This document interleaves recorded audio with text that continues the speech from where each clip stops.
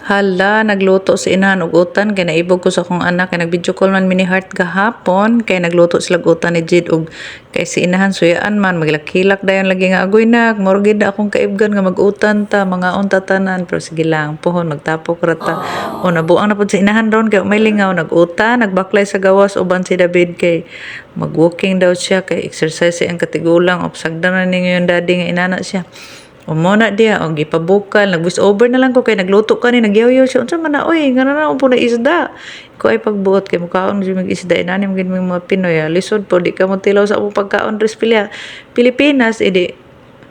tagam o gibutangan na nagkalamong guys 5 ron akong palitan akong nagastuan ni tanan akong gikaon karon na aragid sa 40 kay nagpait po siya saging balor og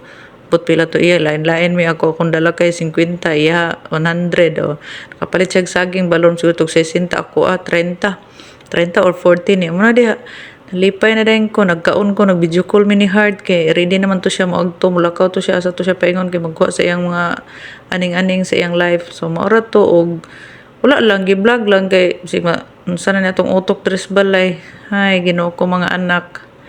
ihila ko na lang ug i-vlog na lang ha kay ang ingong mama or ni klaro mag-vlog ta na kay madato tapuhon kita tanan mga buotan